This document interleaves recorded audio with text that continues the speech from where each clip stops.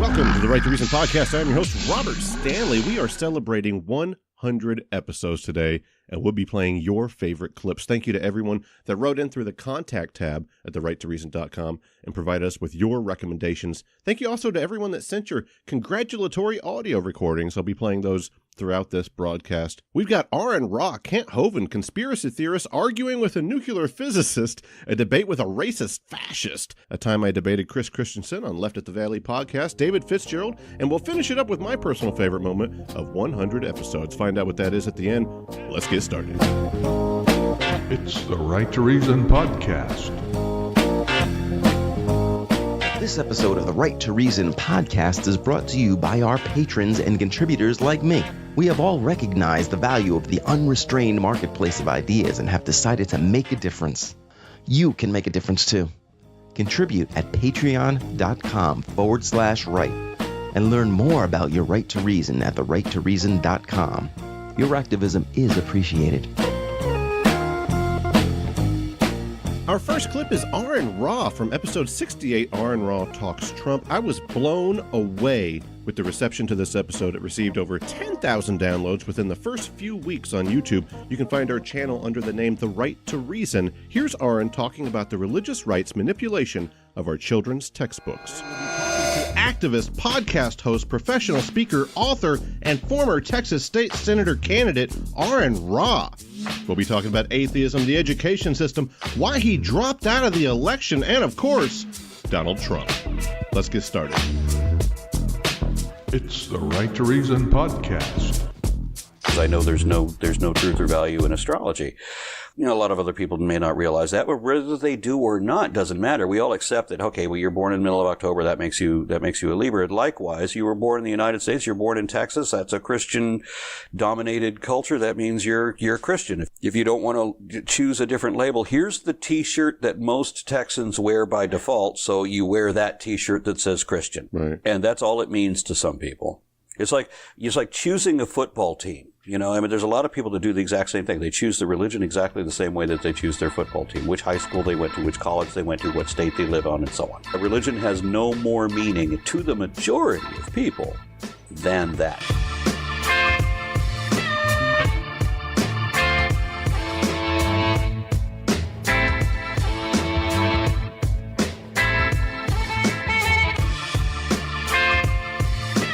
So I wanted to pick your brain about this very topic, but in relation to the Texas School Board. As I understand it, a lot of what happens with Texas school books occurs all over the country. Just simply, help me out with that. It's well, this has changed. Yeah, I know what you're referring to. Unfortunately, it has changed. Well, that's good. It was 10 years ago that the way that the printing presses worked, to be cost effective, you would have two major states that ended up buying. When they set up their textbooks, the printers would accommodate California and Texas. Subsequent states would use whatever California or Texas decreed. So whenever the templates were set up for those two states, then those templates would go out to every other state. So Texas, being distinctly different from California, they would have this conservative skew, and being the big school book buyer that we are, very often dominated even California, so that whatever Texas demanded for our textbooks ended up being the textbooks for the rest of the country. So when the Texas State Board of Education puts in changes to culturally advantage white people, for example, I mean, they would, in our social studies textbooks, they have famously removed most of the non-white heroes. They tried to remove Thurgood Marshall, for example, because they didn't want any black people in positions of authority that would be seen as a role model. They wanted everything to reflect white Christian heritage, white Protestant Christian heritage. So even Catholics were minimized. References to Catholicism were minimized. As of course, there was no mention of non-believers. Susan B. Anthony is in our social studies textbooks, but there's no mention of the fact that she was an atheist. Of course, this is how they tone things down. And in a lot of places, I remember one there was a reference to hip hop music in one of our social studies textbooks, and the board demanded that be changed to country western. They can't even have hip hop. Right. You can't make reference to you. Hi, this is Aaron Raw, Regional Director of American Atheists, wishing the Right to Reason podcast a happy 100th episode.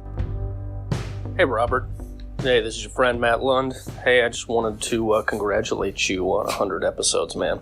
I've been listening since episode 1, and the show continues to grow and be amazing, and I will be a supporter as long as you're making it. Thanks again, man. This is Ozymandias Ramses II, and congratulations on 100 episodes of the Right to Reason podcast. I'm very honored to have been part of that first 100, and I'm happy to say I'm going to be part of the second. Aaron was actually my first guest about 2 years ago. I got high as giraffe pussy that day because I was so nervous. I knew nothing about editing, sound quality, cadence. In fact, hold on, I'm going to let you hear my intro. This is The Right to Reason with Robert Stanley. I'm really glad you're joining me. A little nervous, first episode. I think it's going to go well. I'm just as excited as I am nervous, so we'll see. Hopefully I don't let you down. Thanks for the support. Secular morality, moral relativism. What are you doing? Subjectivism. Speak! Some interesting topics that we'll be getting into. It's horrible. Let's get started. Hold on, let me speed this up.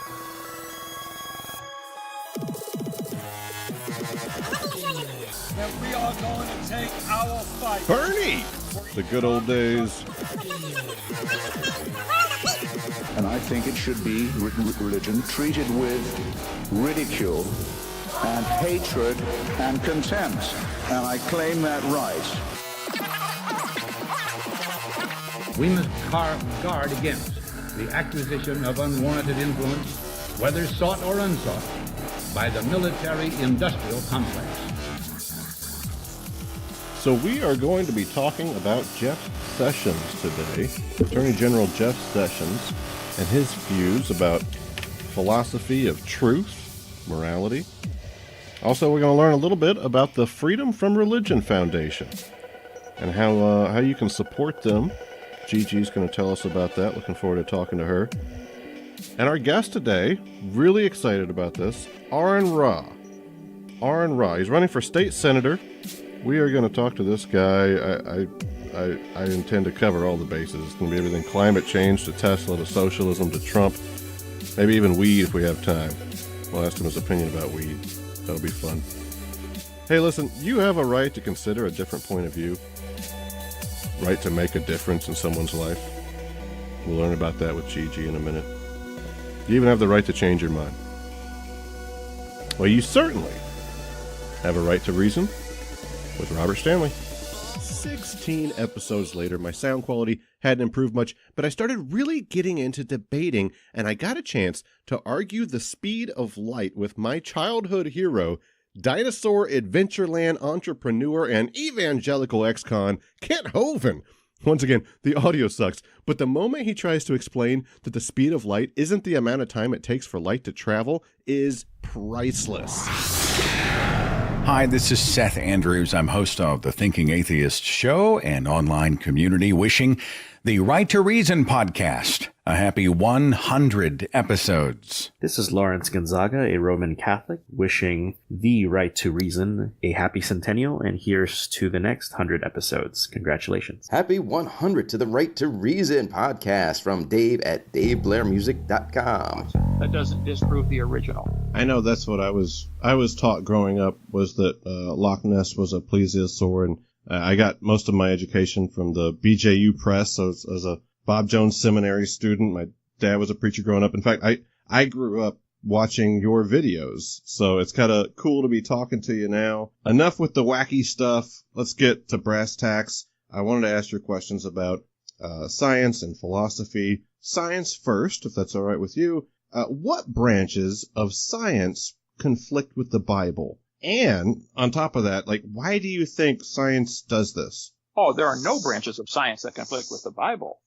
Well, Science obviously, I don't mean to interrupt you. I'm just, maybe you didn't understand what evolution would be a branch that the scientific community would say is a part of biology. So therefore, as far as I understand it, biology would conflict with the Bible's young earth teachings. There's where the problem is. Evolution is not part of science. It's not part of biology. It's not part of earth science. Evolution is a philosophical worldview. It's a religion. What we observe in nature is dogs produce dogs and cows produce cows. The evolution theory, or religion actually, would say, well, cows and dogs are related if you go back far enough. That's what they believe. So evolution is not observable. And you got to define the word evolution. We can do that in a minute. But we never observe any animal or plant produce anything other than its kind. So if someone wishes to believe it happened long ago and far away, they can believe that, but it's not science. So how about like cosmology, where they're saying, you know, the universe is billions of years old, that kind of thing? Obviously, that contradicts with the Bible. We could say that at least, right? Well, no. I think we could say cosmology is the study of the cosmos. We can all look up at the sky and notice there are a whole lot of stars up there. And we can study them, and we can study their 9 planets, if you want to count Pluto, that circle one star called the sun. I think we can find the diameter of the sun, and we can find the rate it's burning and the rate it's turning and all that kind of stuff. All of the things that I'm aware of from science, which the word means knowledge. The knowledge that we have gained about the cosmos is pretty incredible. But to say that somehow proves it is billions of years old, now that is where you just left science and went to something somebody believed. The star may be billions of light years away. We don't know. We can't measure those distances. But even if it is, that wouldn't prove it's billions of years old, because a light year is a distance. It is not a time. It's a distance. It's a simple way of saying a big number, 6 trillion miles or whatever it is a light year. Okay. So if a star is 5 billion light years away, what does that prove? That proves it's 5 billion light years away. It does not prove it took 5 billion years for the light to get here. Well, it's a simple distance. I don't mean to interrupt, but I'm pretty sure that's how it works. Hey there, this is Damian Lee Thor from Predator, the atheist heavy metal band. Happy 100th. You guys rock. This is Jason Camo from A Lost State of Mind, and a happy 100th episode. That is really cool. Hello, this is Unapologetics. I'm Nikki. I'm Brantley. And we just wanted to wish a very happy 100 episodes to Robert Stanley with the Right to Reason podcast. Thank you so much for 100 episodes of rocking out music. Seriously, the music is incredible. And thank you for 100 episodes of awesome content. You really, with the music and the content and everything, just squeezed my little heart muscle. And thank you for being the person willing to have conversations with people that we just simply won't get the time of day to. No, we can't. So we appreciate everything that you've done. Happy 100 episodes to 100 more. Congratulations. So speaking of science, I thought it would be hilarious to have Dr. Ben Davis, a nuclear physicist, by the way, watch YouTube videos with 2 conspiracy theorists, Tyler Klatnoff and Sean Yankey from Conspiracy Theories and Chill. I recommend you check out his YouTube channel. It's actually pretty good, even though it's mostly like 9/11 truther stuff. It's called Me on Things and Stuff. Yes, that's the real name. It's worth a look. A link will be in the show notes. But here's that crazy episode. Stanley, today, 2 conspiracy theorists, a 9/11 truther, and a flat earther are going head-to-head with nuclear physicist Dr. Ben Davis. Are you ready for this? Let's get started. This is theoretical astrophysicist Ethan Siegel, author of Technology and Starts with a Bang, wishing a happy 100 to the Right to Reason podcast. May prosperity and long life follow you in all you do. But this place didn't need It's taken him a long time to walk to this place. from getting out. I don't think he said this. Oh, look at that shot. You gotta hear the part. So this is them looking through the woods, and then Jesse says my favorite part of the whole thing. What in the hell is this? What is it? What is it, Alex? It's hundreds of thousands of plastic coffins. So each one of those is a separate coffin stacked on top. Hundreds of thousands of plastic coffins. Stack. And how many stacks? Literally hundreds of them. And you can fit 4 dead bodies per plastic coffin, especially a giant body bag. Tens of thousands of coffins. So basically, guys, we're looking at a whole bunch of plastic bins, alleged coffin liners. Jesse Ventura and Alex Jones are saying that this is something that the CDC is using for sticking dead bodies in whenever they want to take over the world. and I kind of want to get everybody's impression on it, see what you think. I mean, do you think that that's something that could be possible? Yeah, they're planning on it. I don't think that's going to happen that soon, but yeah, they're trying to. Yes, it's possible. What are they trying to do? Kill us all off? You ever seen the ceremonies at Bohemian Grove? Yeah, that was creepy. Okay, that was creepy. It's real. And they do that every year. You know it's who not like released it's that, one right? thing. You know who actually? Alex Jones. Yeah. And that's He one of blew those a bit off of things where, like, people will be like, Alex Jones is a fucking idiot. And I'm like, I agree. But that Bohemian Grove thing was weird. You know, like, I don't have an answer for it. You can't explain it. They Ben- don't even try to. Ben, have you seen the Bohemian Grove videos? No, I have no idea what you're talking about on that one. There's a place called Bohemian Grove that these rich, mostly Republican, powerful people go to, and they dress up in cloaks, and they worship this giant owl, and they have a ceremony. They call his name is Moloch, and they have a ceremony called the Cremation of Care. And what that ceremony is for, it's to get rid of their guilt for everything that they've done to us lesser people over the course of their past year. They do it every year, and it gets rid of all that guilt for them. They give it to Moloch. Child sacrifice. They say it's a mock child sacrifice, but I don't know, man. It looks Yeah, kind of they surreal. say they're burning an effigy, but, you know, who's to say what they're burning? As close as Alex Jones got, he's about 100 yards away. But Richard Nixon's been there. All kinds of presidents go there. Kissinger, George let's see Bush, if we look can at find them. it here. All these guys go I'm just there. playing it for Ben so you can see the creepy thing we're talking about. Yeah, so Ben, what you're seeing right now is some footage that was taken of some kind of party that was going on. There it is, the burning of care. It gets rid of their guilt, is what it's supposed to do. The cremation of care. Looks like we got it here. All right, so this will be nuclear physicist Ben Davis sees Bohemian Grove cremation of care for the first time. It's an hour and 31 minutes, so we might be here for a while. This is gonna be. Well, there's a funny. lot of fluff. No. I'm just gonna show you the. I'm gonna show Alex you the Jones good stuff. was the first one Let me to find ever it get for in you. there and get video of this. They've been doing this forever. All right, so here's Alex. He's taking pictures of some kind of a party that's going on, and it does look a little creepy. There's some kind of like they're worshiping an owl statue. There's like people in robes walking with torches. I see this and I say, yeah, there's some weird orgy stuff going down. You know, this is some Eyes Wide Shut shit, but I How don't can think you not? If you Illuminati. get Eyes You know Wide what I Shut, mean? if you go Eyes Wide But Shut, I don't. Eyes Wide Shut is Illuminati. That's what that whole movie's about. I thought it was just about fucking hoes. Well, it is on the surface, but underneath. Okay, you seeing this, Ben? I am. You gotta admit, this is a little weird, right? I kind of zoned out for you on a second when we started talking about fucking hoes, but I'm still with you. What up? This is Dallas Duff coming at you from Nashville, and I just want to wish Robert and the Right to Reason podcast a happy 100. Things like that.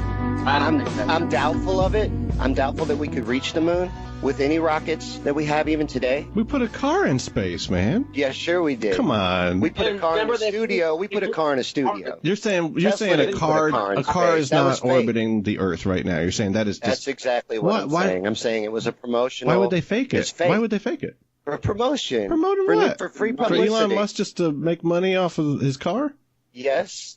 So people could say there's a Tesla floating in space, and I drive one too. Isn't it just as likely that he is still promoting it by doing the thing that it looks like he's doing?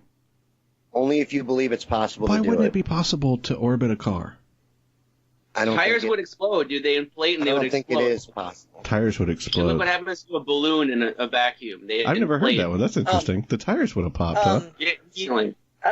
I can insert some basic physics here. No, we don't have time for that, Dr. Davis. Anyway, so next topic, we're going to... No, I'm sorry. Please explain this for us. Oh, well, the air pressure on Earth is 15 psi, and your typical tire, at least in my car, holds about 32 psi. So you could inflate the tires to 15 psi and still only have a difference of, 15 psi when you're in space, which means you could have good-looking, fully inflated tires even in space, and the thing's not going to pop on you. You just got to make sure you put the right amount of air in it. No, are you aware that if you take just a saggy balloon and put it in a vacuum, it inflates if you pinch the ends? Do you know about that? I'm sorry, I missed the last little bit of that, but I'm pretty sure the answer is yes. If you tie a balloon and put it in a vacuum, it just inflates because it's being pulled out.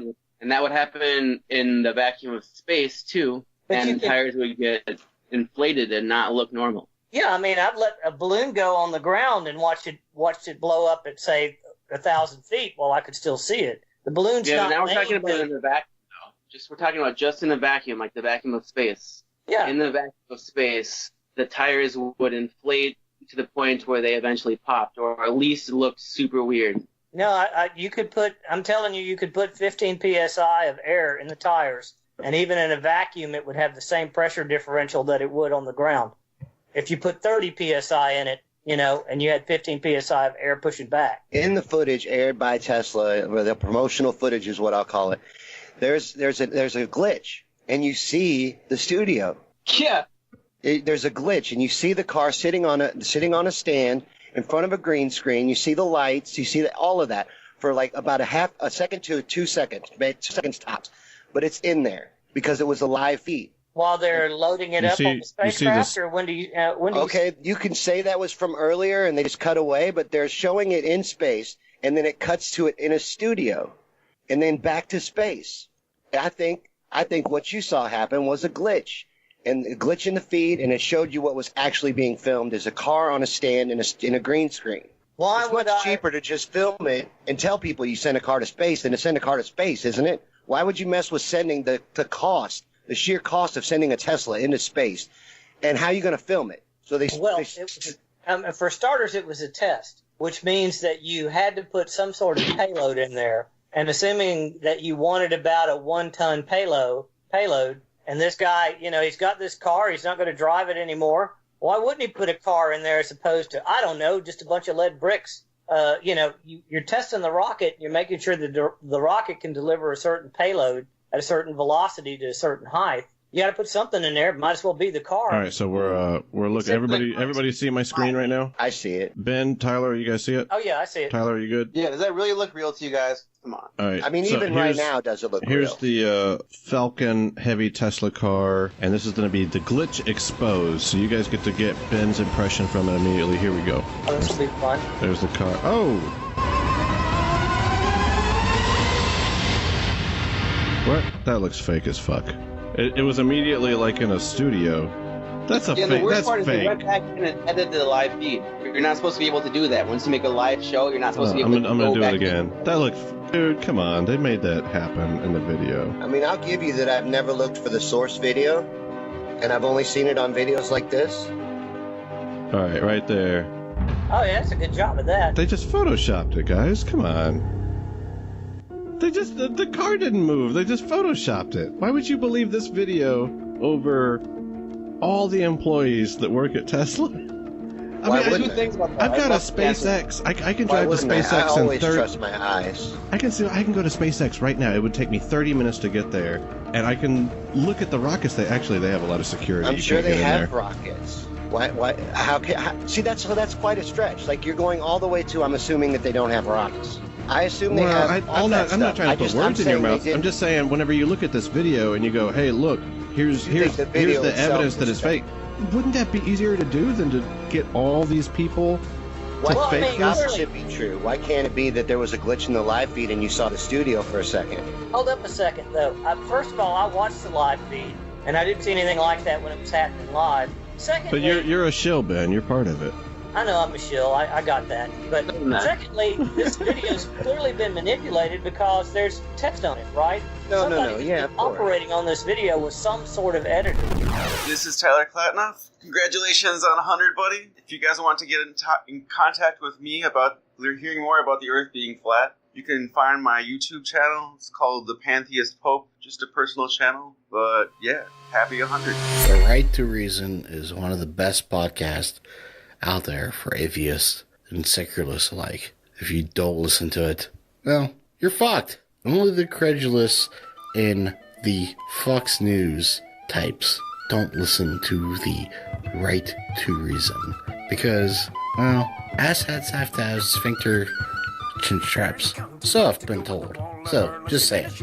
Anyways, that's from me, Seamus, from the Free Thought Prophet. This is Ron Placone, and I just want to say congratulations, Robert, on your 100th episode. Yay! That was episode 69. Grow up, people. But Tyler was actually a previous guest in episode 60. Robert debates a flat earther. Prepare yourself. We're going to be talking all things flat earth with our guest, Tyler Klatnoff. Let's get started. It's the Right to Reason podcast.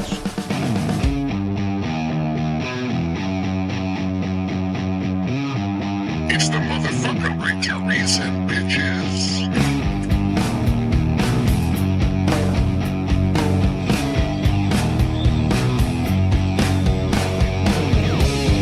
Hey there, this is Owen Younger from Skeptical Texans, and I want to congratulate the Right to Reason podcast on reaching its 100th episode. Fantastic work, keep it up. And so the sun changes its speed?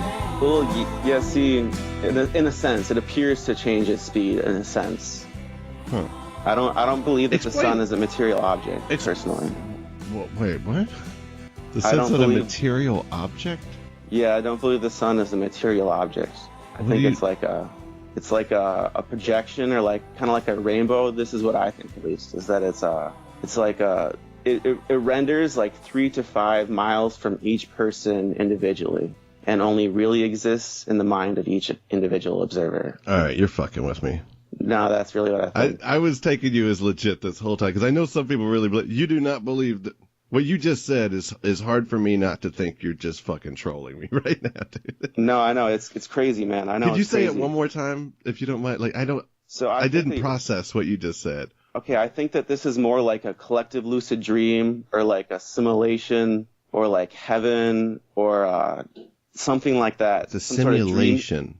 Some sort of dreamscape more than a landscape, in a sense. And that I think the sun, like the powers that be, are projecting the sun up there to fool us. No, I think that it's like we're all living in a reality collective works more like illusion? like a land party. Yeah, that reality works more like a land party where everyone is processing their own mind that only exists in their own head, and reality only exists within each mind. It's weird, crazy stuff. I kind of didn't want to go there, but yeah, I don't think the sun is a material object. I think it appears to render about 3 to 5 miles from each person simultaneously. Well, this is going to be a tough one to find some common ground on, Tyler. Yeah, it's crazy, I know. So I'm telling you the traditional. First cuckoo of spring is music to my ears. One of my favorite quotes by Friedrich Nietzsche. I live in my own place, have never copied nobody, even half, and at my master who lacks the grace to laugh at himself, I laugh. Happy 100, Robert. This is Michael Moore, occupational therapist, wishing the Right to Reason a happy 100. One of the harder conversations I had was with a racist fascist podcaster named Jimmy Wood, episode 73. I caught a little flack for that one from a few of you who said I was going too far with this whole freedom of speech, marketplace of ideas thing we're doing here. I remember being confronted about it by Kevin Francis on Left at the Valley. You're usually pretty lighthearted and everything, but lately you've been doing some shows that are pretty, I would say, hard-hitting. And you know, they really make you think, and I really applaud you for doing that. And that was one of them, where you actually brought one of your most recent shows. You brought on a gentleman who's actually a racist and a pro-Hitler Nazi guy. Yeah, exactly. What the fuck? Well, that was my first question. What the hell, Robert? I mean, are you doing this because you figure that we need to talk about these subjects, or do you feel that maybe a lot of people would say, you know, you're giving them exposure? Maybe that's not such a great thing. Today is going to be the hardest discussion of my podcasting career. It's raw, it's ugly, and you're going to have to prepare yourself. This is going to make you angry. But you know what? We don't fear bad ideas. We fight them with reason. We don't fear bad speech. We fight it with better speech. We don't fear hate. We fight it with love. There is a cancer growing in our country. Everyone sees it. Even today's guest sees it. It needs to be brought out into the light and shown for what it really is. We're staring into the abyss today. So keep your chin up and smile back at it.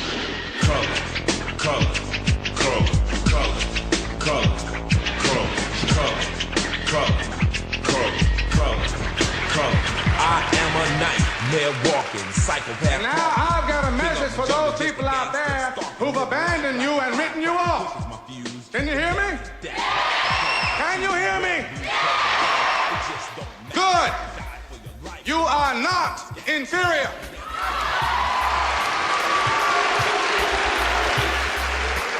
Your grades may be But you can turn that around and make liars out of those bastards in exactly 1 hour. Take a test and pass it and win. I'm at the highest peak, still glad the meek is understanding me. Artillery, thoughts of killing me is just a fantasy. The man in me is ready for war, like Holyfield, Tyson 4. A gang of ghetto niggas on the shore, either or. Your whole family is on the floor, windows breaking all around them. You can't climb this mountain, I'm at the fountain with my troops. I start screaming at them like, hey, we got that you flukes.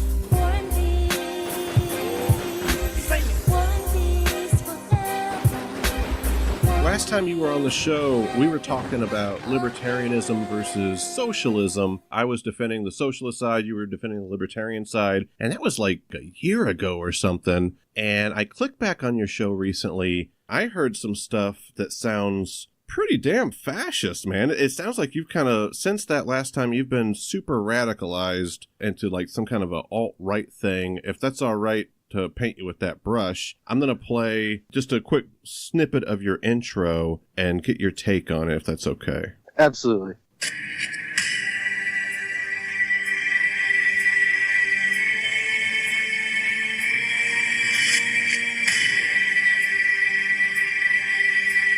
Oh, this is so good. I've made this straight custom, like OC right here. When we form our own platforms to get out of the Jewish echo chamber, our domains are seized. We are cut off from the financial system. We are framed for crimes, smeared in the media, and frivolously sued in civil court.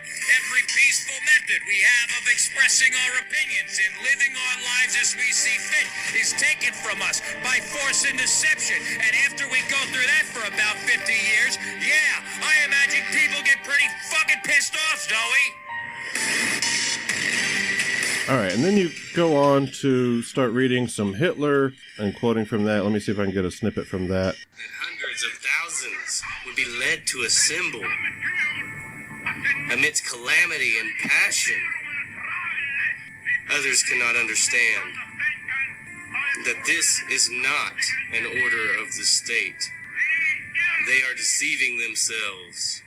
All right, so that continues on between you and your buddies reading from Hitler, and I was a little surprised, man, because that's not the same guy that I talked to last time, and I'm wondering what happened. Well, I do want to also iterate that this show that you were playing from is a show that we call, it's a series that we do that's a history and review, and we were reviewing Hitler's speeches, and we were talking about them in the way we think that they actually were being, meant whenever he was saying them. Not the way that it's been twisted into.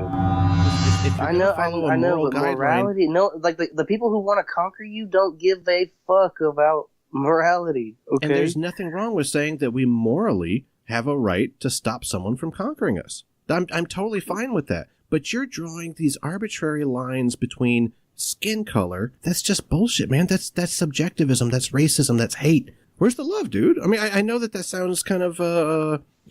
The love is for my people. The love is for my people so much so. Why not? Why can't your people be the people of Earth? Why do they have to be white? Because we're not all the same. We don't have the same tendencies and the same desires and values. If Westerners have particular values and other people have other values, it's just the way it is. And when those values are put in close proximity, there is conflict.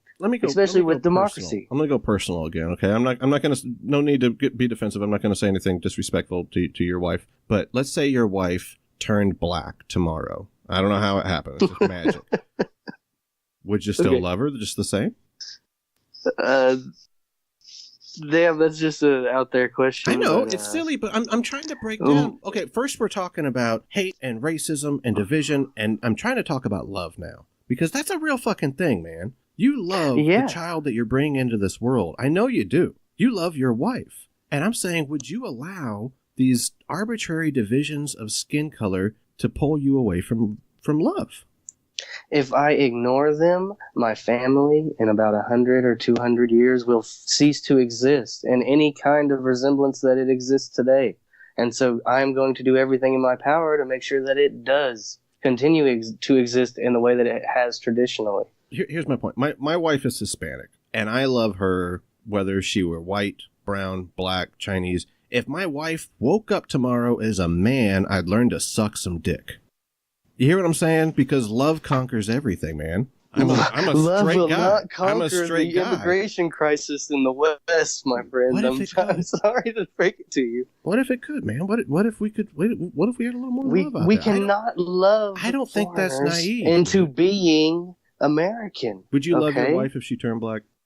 I love my wife if she turned black. It's just so out there's like, I guess no, I wouldn't. If she literally turned black tomorrow, just DNA and everything just flipped, and my baby was going to be black, I'd be pretty disappointed. I'm sorry to hear that, man. Why can I not want to make why can I not want my own babies to look like me? There's nothing wrong like with wanting your baby to Muhammad look like Ali you. I'm wanted just his saying- babies to look like him, and nobody said anything like that to him. Like, what if your wife turned white tomorrow? How would you feel about that? You have to admit, you felt something right then, Jimmy. I know you did. I heard it in the tone of your voice. You don't like that about yourself. That you just said, if my wife turned black, come on! or my Don't baby, try to I'm being psychoanalyze. real, man. No, I'm not trying to psychoanalyze you. I'm just saying that man to man, we're both parents, and you know it's wrong when that came out of your mouth. You felt it. Don't tell me you didn't feel that you kind of stepped on the essence of loving another human being. Whenever you said, if she were black, I wouldn't love her. That's different. She would not be the same if she was black. She would have a different personality. Jimmy, she that's would where have you're a wrong, different. man. That's where you're wrong. Just because somebody's a different skin color doesn't mean that they don't deserve love just the same. That's where you're wrong, dude. She wouldn't be any different. She would just look different. Yes, okay. The way you're talking, though, I should love everyone. Yes. I should love everyone just the same. Hey, this is Armin Navabi from Atheist Republic, and just wanted to say happy 100. Thank you so much for all your activism and all your great work. Hola, Radio Escuchas. Mi nombre es Freddy Cuevas. Soy ateo de la República Dominicana y hoy estamos celebrando el episodio número 100 de Tu Derecho a Razonar. This is Dr. Hector Garcia, author of Alpha God and Sex, Power, and Partisanship, with a big congratulations to Robert Stanley and his Right to Reason podcast for its 100th episode. And remember, you have the right to reason.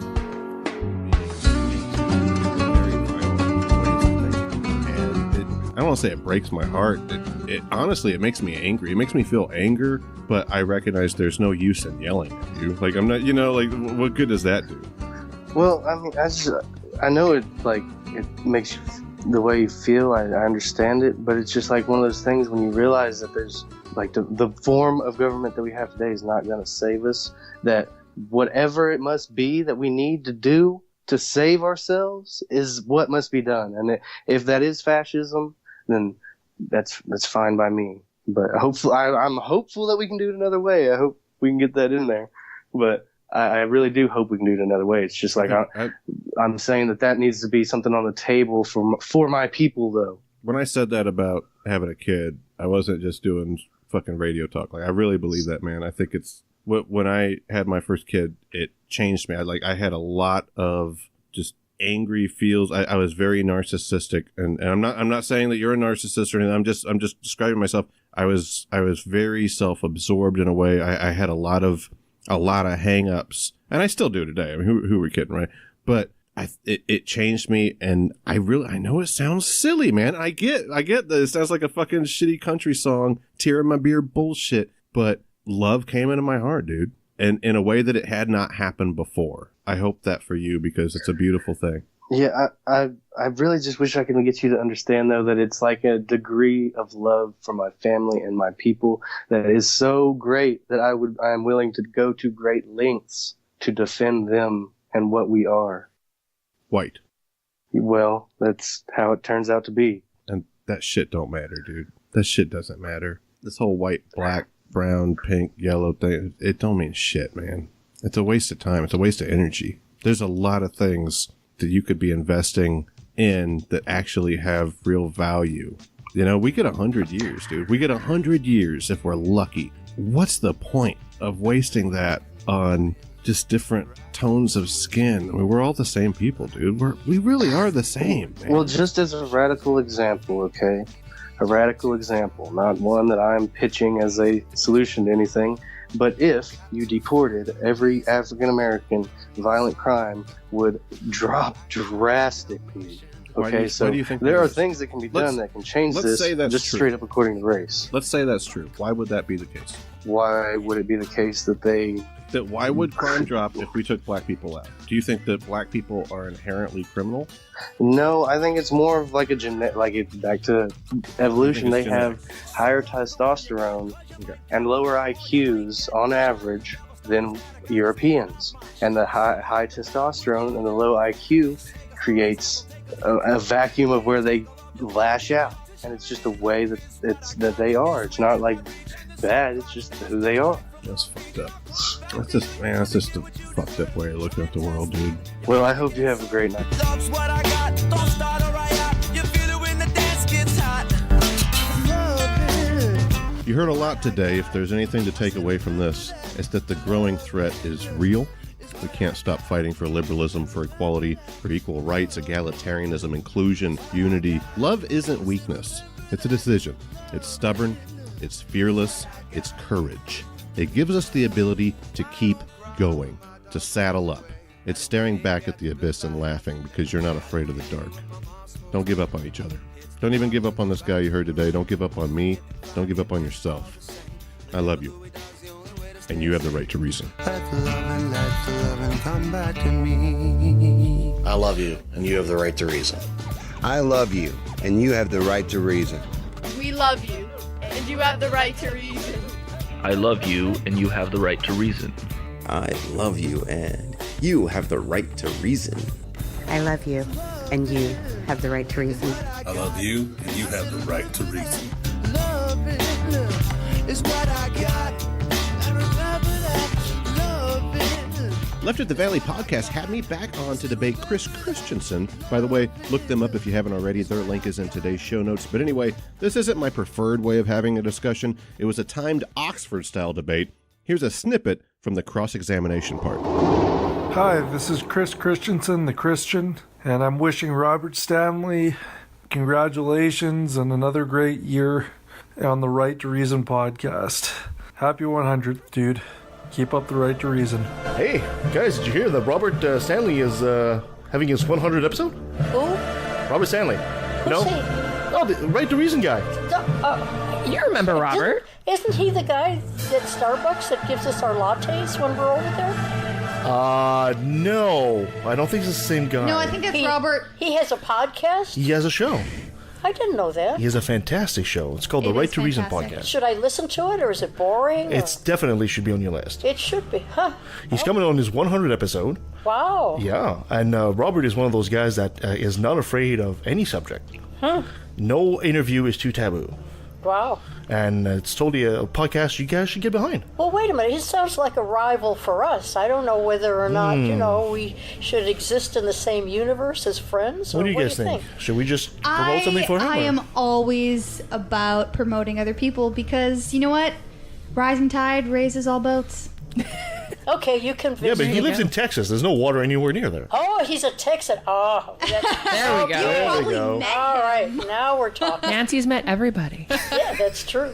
I really enjoy Robert's show. Yes. I enjoy just his take on interviewing people and the fact that he usually asks really new questions that you don't always hear other people asking.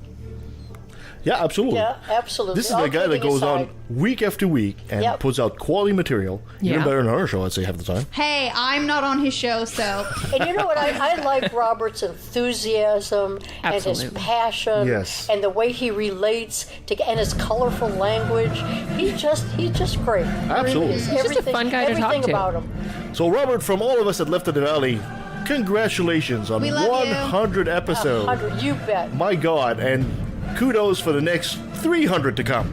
And we hope that we're congratulating you every 100 along the way. Absolutely. And you can't catch up to us now because we're way ahead. Love you, Robert. We really do.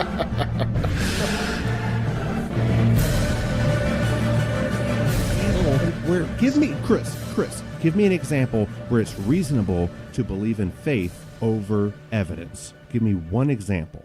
Give me one time that you would say that believing in faith was a better route than believing in evidence presented to you. Now you're conflating terms. I don't believe in faith. I believe in God. Why? So do you believe in God based on faith?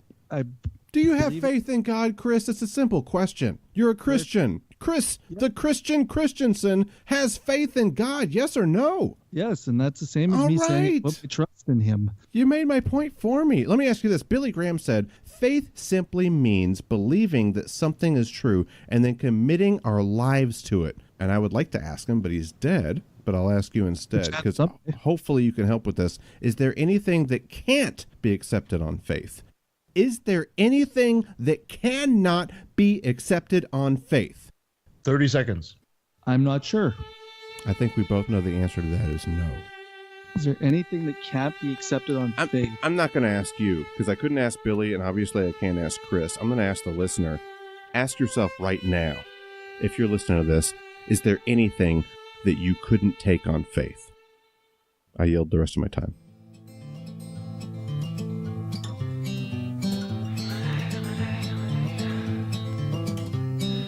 Lately I've been wondering what's been going on. Hey Robert, this is Tom Peeler.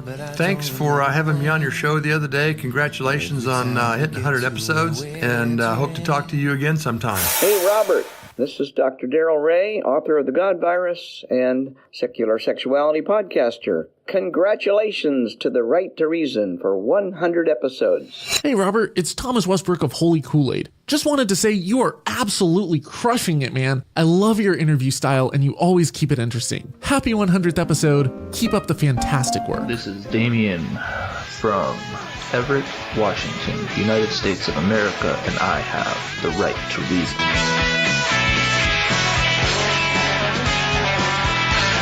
Hark ye yet again the little lower layer. All visible objects, man, are but as pasteboard masks. But in each event, in the living act, the undoubted deed, there some unknown but still reasoning thing puts forth the moldings of its features from behind the unreasoning mask. If man will strike through the mask. How can the prisoner reach outside except by thrusting through the wall? To me, the white whale is that wall, shoved near to me. Sometimes I think there is naught beyond, but 'tis enough. He tasks me, he heaps me. I see in him outrageous strength, with an inscrutable malice sinnewing it. That inscrutable thing is chiefly what I hate. And be the white whale agent, or be the white whale principal, I will wreak that hate upon him. Talk not to me of blasphemy. I would strike out the sun if it insulted me. For could it do that, then could I do the other, since there is ever a sort of fair play. And that was the point I wanted to make. About 2 points: striking through the mask to achieve reality, and that we can do it because there is ever a sort of fair play. The field is level. The cards are not stacked against us. If we play our hand right, we can take the whole game. They wouldn't have it any other way. That's the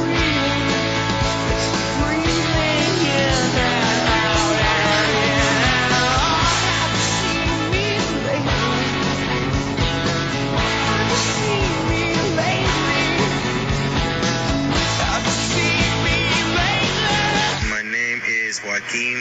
I'm from Durango. Everybody has a right to reason. Hello, I'm Charles Thomas from West Texas, and I wake up every morning with the right to reason. I'm Jay. I came from South Korea, and I like to read why. I'm Courtney Lawson from Spokane, Washington. I wake up every Sunday morning to right to reason.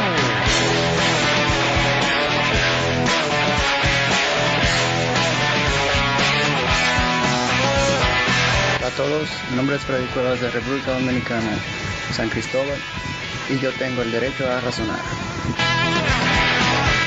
Hey everybody, Philip Griffin here, friend of the podcast, wishing you a happy 100, and as always, you have the right to reason. Hi, my name is Nick Grant. from Brazil, and I have the right to reason. This is Dr. Caleb Lack from the Secular Therapy Project. Congrats on 100 episodes, Robert. I'm looking forward to the next 1, 2, 3, or 400 more.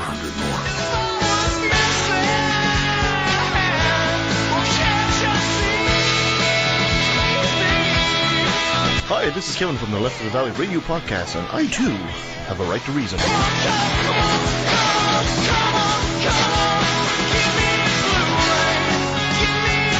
This is Ben Davis of Ask Dr. Ben, giving a shout out to Robert Stanley from the Right to Reason. 100 episodes. Man, that's awesome. Keep up the good work, Bob. You have the right to reason. David Fitzgerald, author of Mything in Action and Nailed, debated Kelly Clemenson from the Areopagus Project. Links to those books and website attached. They argued about whether or not Christ really existed in this clip from episode 80. Are about to go crazy, I'm not kidding. What they are all worked up about, here it is, this question, you ready? Did Jesus Christ really exist? The historicity of Christ debate, you've been waiting on it. It happens right now, and I'm not going to lie to you, it gets pretty heated. I didn't interrupt you. I'm just clarifying. Okay, well, I didn't interrupt you. Fair enough. Tell me when you're done, because I got so much I want to respond to already. Well, I didn't interrupt you, David. I didn't interrupt you, David. Oh, sorry. Go ahead. You asked me a question. I'm just answering it. I haven't interrupted you, David. I sat and listened to you. I wrote down what I wanted to respond to. I would appreciate it if you did the same. I feel like you're misrepresenting what I say when I'm not misrepresenting what you say. David, I didn't interrupt you.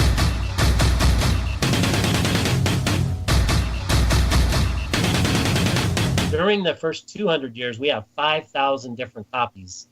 Stop. Okay, stop. Now I got to stop you. Not just because you're kind of repeating yourself, but I got to stop you there. Got to stop you. Yeah, I don't interrupt you, David. But go ahead. Hey, my name is Toby Samuel. I own the YouTube channel called All Things New, and I want to say happy 100 episodes to the Right to Reason podcast. Nobody has any problem believing about Alexander the Great, but the earliest copy we have of his documentation of what he did is 1,100 years after the fact. No, it's not. It's, oh my God! I don't want to interrupt everything you say. It's wrong. Oh my God. We knew it was going to happen. All right. All right. Okay. David, you were going. You said you were going to let me talk, David. Why won't you? I know. I'm at fault here. Go ahead. I agree. What I'm saying is true, and you don't like it, but okay. No, I don't like it, and it's not true. And now you're interrupting again, and I'm. You know what? I'm not going to let up with anymore. Okay. Hi, this is Jeremy Montanez, former Trump supporter, wishing a happy 100.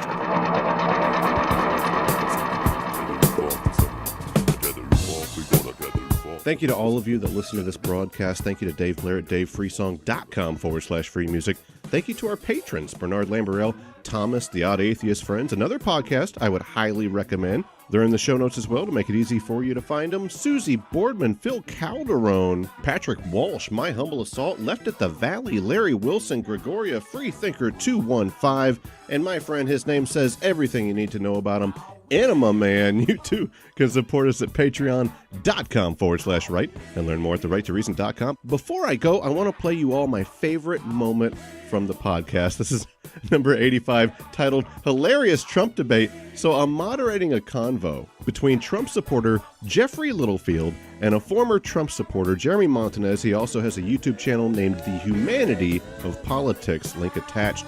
And then out of nowhere, the Trumper guy drops this on us.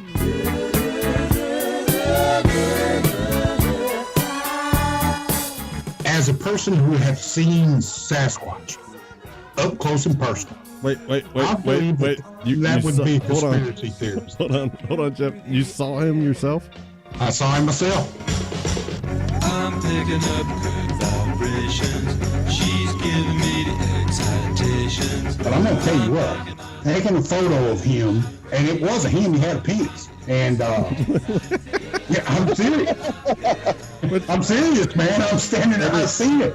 I mean, it wasn't nothing unusual. It wasn't.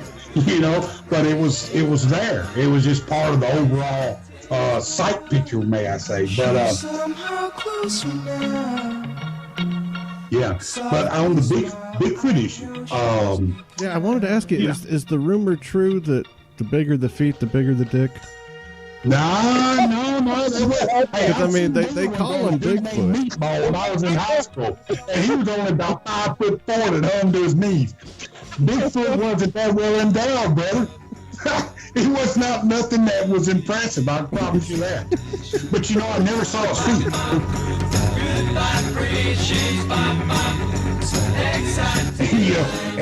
This is no kidding. He looked at me and he cocked his head to the left just a hair, and I swear on my mother's grave, cracked a smile. Ain't that funny? That's God's honest truth. Come on, man.